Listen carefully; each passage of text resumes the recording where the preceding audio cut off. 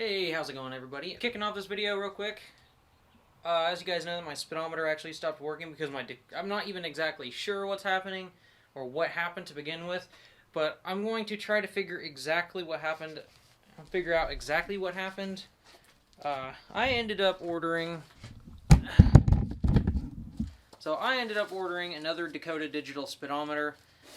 This is actually the new version that they have. This thing controls, let me see here, I'm not sure what it means by diesel, but it controls the speedometer and the tachometer. So I'm going to install this. I'm going to run my wiring and stuff like that to my fuse box and everything, make sure all my lights and everything are going to turn on. And then I'm going to take my old R154 speedometer. This is a Marlin Crawler adapter. It adapts the mechanical speed with MK3 Supras used in some other cars that use R154. And it adapts it to electrical. So I'm going to hook this up to here, and I'm going to turn the little shaft with my impact and see if it reads on my speedometer. I don't know what happened. I'm starting to think that maybe my old box has defects, or it blew a frequency capacitor or something in the box. I'm not sure how these things freaking work, but I'm starting to think that high frequency is messed up. Lower frequency works until it has to switch to pull up or whatever, and then it gets all messed up. So I'm going to see if this was actually the issue to fix this. I am so hoping it was, because this was so much easier to have launch control set up with my clutch, and then dropping the clutch and not having to worry about letting my emergency brake down, which is something that I never told you guys or showed you guys because I did it on a whim, and that's right before I snapped my transmission. So that's what we're going to do.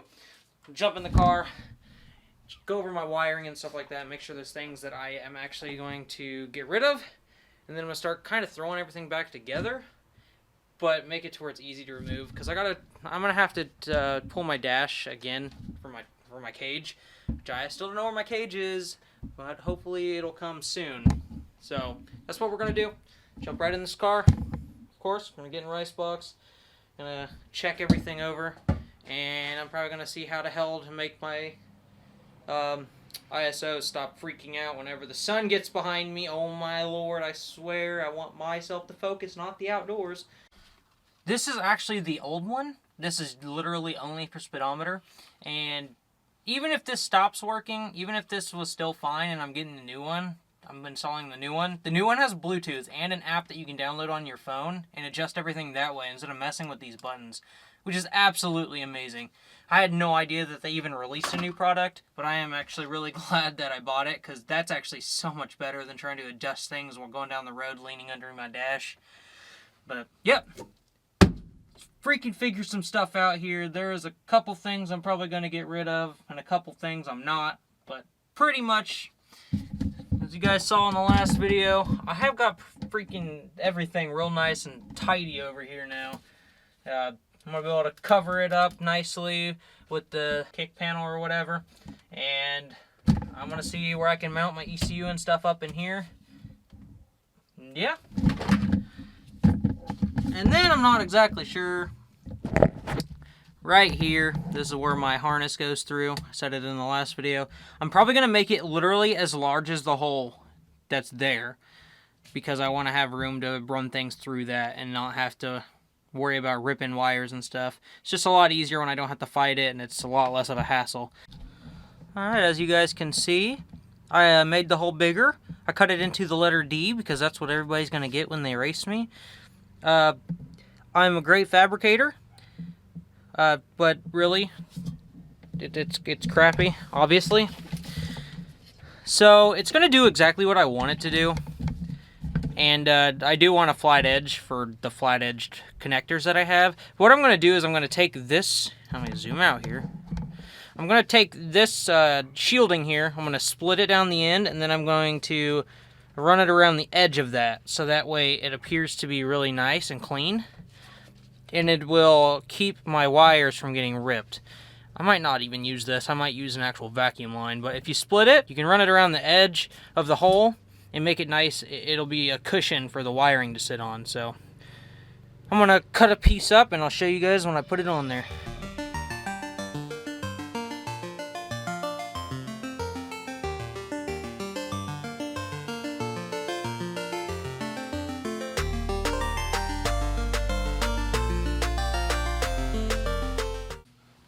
So there you go. That's pretty much the gist of it, and as you can see, you can't even really tell that it's not cut round. Obviously, there's a small little spot at the top that doesn't have a grommet, but my wiring will not be riding on that, so that's not really an issue. One of the other things I'll probably do is I'll probably pull it back off, put some RTV in the inside of it to keep it to where it'll stick. But essentially, this turns into a grommet, and it does what a grommet does, and that's to keep your wiring safe. And yeah, hopefully this will give you an idea of what you guys can do in the future. But yeah, figured I'd run that across you guys so that you guys have something to look forward to if you ever do wiring and you want everything to look a little bit more decent.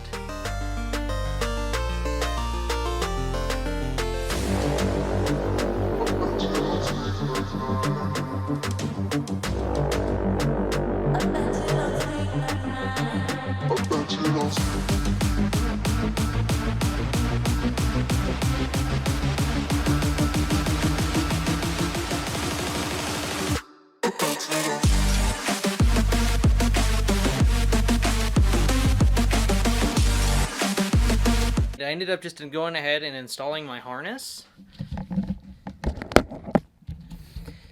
Now, as you can see, the harness has ran good. Now, I don't know if you guys could see from the time lapse, but check it out. No more ECU on the floor, nothing under the carpet. Everything is in the dash. And the coolest part about this is that this clips in now. It used to bolt in, and this is obviously where the airbag would deploy. But yeah, I mean, it just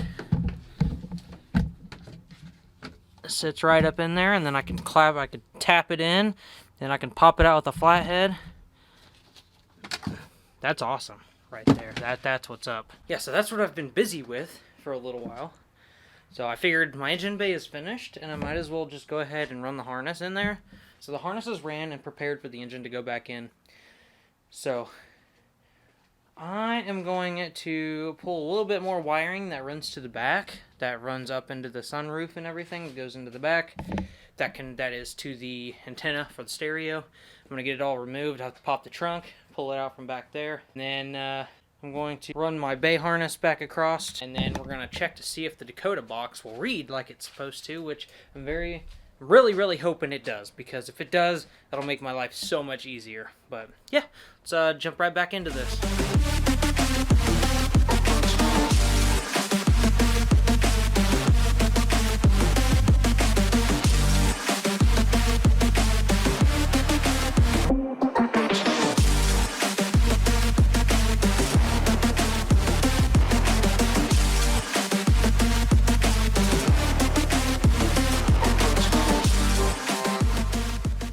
Since I got my engine harness and stuff put back in, I figured I might as well start throwing stuff back on the firewall. So I'm going to put my master cylinders and a booster back on the firewall, and then probably going to start throwing some stuff on the power steering and mount my power steering reservoir and, you know, get the fittings and stuff all set up.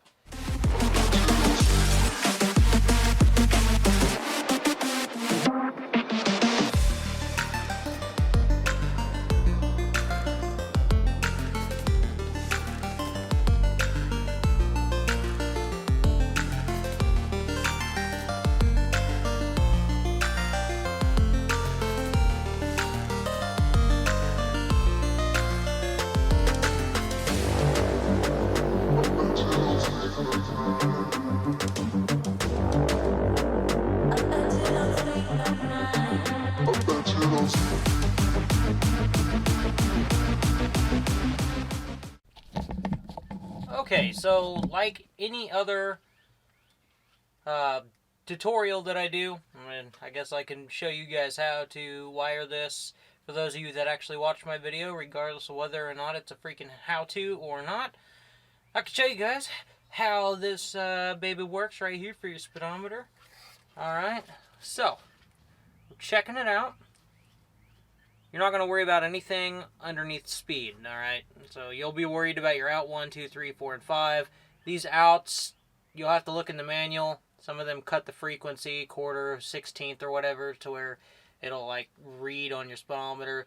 So, example, if your speedometer reads 4,000 ppm and your sensor reads 16,000 ppm, your freaking speedometer is going to go right off the wall no matter what. So you're going to set one of these outs that'll cut that 16,000 ppm into like a quarter, which will equal your 4,000 ppm. And then it'll read right. Ignition positive powers the box. Ground powers the box. This is a 12 volt positive for a sensor that needs 12 volt. That's a signal from the sensor. That is the signal that's what the sensor sends for the speed. The sensor ground if your sensor needs it, and then your outs. Well, my fears were true. It's not the box. So I went ahead and ordered a new sensor, even though I've tried another sensor before and for some reason didn't work, unless super coincidentally Austin's Marlin Crawler sensor didn't work either. But what can I do?